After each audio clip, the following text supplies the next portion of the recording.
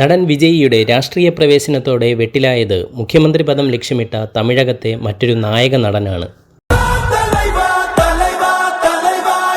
വെള്ളിത്തിരയിലെ പോരാട്ടത്തിലും വിജയിയുടെ 7 അയലത്തെത്താൻ കഴിയാത്ത ഉദയനിധി സ്റ്റാലിനാണ് ആ ദുരന്ത നായകൻ.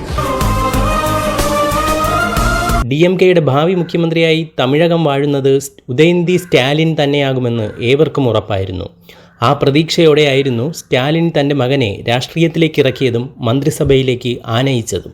എന്നാൽ വിജയിയുടെ രാഷ്ട്രീയ പ്രഖ്യാപനം നടന്ന 2024 ഫെബ്രുവരി 2 എന്ന തീയതി തമിഴക രാഷ്ട്രീയത്തിലെ വഴിത്തിരിവാകുകയാണ്.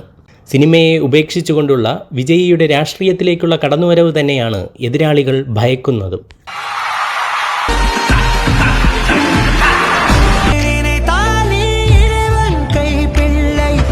വിജയകാന്തും കമലഹാസനുമൊക്കെ സിനിമാ കരിയർ നിലനിർത്തിക്കൊണ്ട് തന്നെയാണ് രാഷ്ട്രീയം കളിച്ചത്.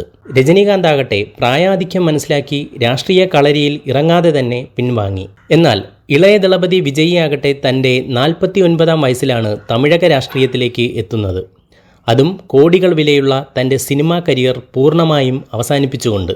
നിലവിൽ തമിഴ്നാട് ഭരിക്കുന്ന DMKയുടെ അണികൾ പോലും കൂട്ടത്തോടെ വിജയിയുടെ തമിഴക വെട്രി കഴകത്തിലേക്ക് ഒഴുകിയെത്തുമെന്ന് ഉറപ്പാണ്. കാരണം സ്റ്റാലിൻ്റെ മകൻ ഉദയനിധിയേക്കാൾ ഹൃദയക്കനിയാണ് അവർക്ക് ഇളയ ദളപതി. വിജയിയുടെ ജനസ്വാധീനത്തിനു മുന്നിൽ ആദ്യം തന്നെ അടിപതറുന്നത് സാക്ഷാൽ സ്റ്റാലിൻ്റെ മകൻ ഉദയനിധിക്ക് തന്നെ.